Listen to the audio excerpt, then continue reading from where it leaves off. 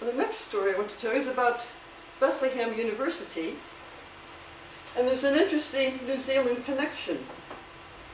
We visited this campus, which was started by the De La Salle brothers. It's a Catholic university. I looked up De La Salle brothers on Google. It's an order from France that was formed with the purpose of providing education for the poor. And it's a lovely atmosphere there. It's about 29% Christian, which would be 71% Muslim, but you can tell people mix very easily. We had full freedom to walk around. We went to the cafeteria.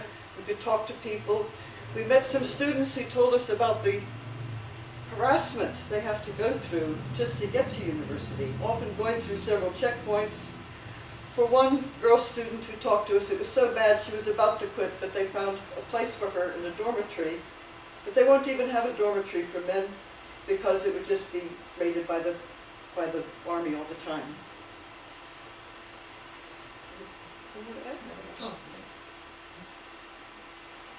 In the library, well, yeah, this is the wall of the library in the university, and there is a big hole in the wall, which has been covered over with glass. That hole is a memorial of an attack by the Israeli army on the university during a very, very savage time in 2002, March 2002, that actually happened. And this is just part of a concerted campaign throughout the West Bank, and Bethlehem wasn't the only city that was victimized by this. You probably remember, and you may have seen a film called Jenin, Jenin. Jenin, the northern part of the West Bank, was totally flattened and many people were killed. So this was part of a campaign that took place then, and they keep this as a permanent reminder of it. And the university's been shut down by the military many times, at one period for 3 years. But they managed to keep teaching because they had a law that more than 10 people couldn't gather, so they'd get about 8 people with a lecture somewhere in a church or restaurant or something, and just try to keep lessons going and keep, this wanting to bring education to for the poor alive. We didn't take this picture, but a story broke out while we were there that really shocked the whole university, made everybody very upset. It also ended up getting a lot of publicity from particularly Catholics around the world. This young woman, at age 21, was about to graduate from Bethlehem University. She'd gone to Ramallah for a job interview. On the way back, I don't know if it was police or the army, I really don't know, but she was hauled off, blindfolded, tied, dropped back in Gaza in the middle of the night. They said, "You don't have a right to be in Bethlehem." Now, under any international law, you would think someone from Gaza would be allowed to study in the West Bank.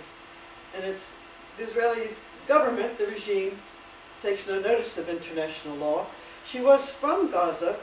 When she went to Bethlehem originally, you didn't need a permit, and she just stayed, because she thought it might not be safe to go back. I'll stay here until I graduate. So this story actually got a lot of publicity around the world, and it had a sort of semi-happy ending, not quite. And here's where the Kiwi connection is. Brother Peter Bray, the Vice-Chancellor, is from Wellington.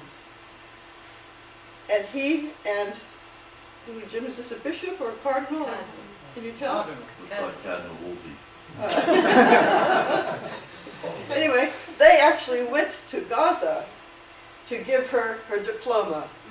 And she said, "Well, I'm very happy to have a diploma, but I'd like to have received it with my friends." So it's sort of semi-happy feeling, but she's stuck there. She's becoming a symbol internationally to try to pressure Israel to allow freedom of movement for students, to be able to study, particularly Gaza students in the West Bank.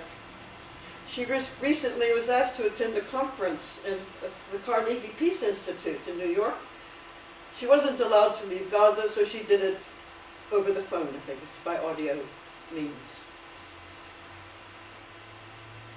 And these are some more young people in Gaza who have been accepted by Bethlehem University, but are not being permitted by the Israeli regime to travel to Bethlehem and study. So this is an interesting cause.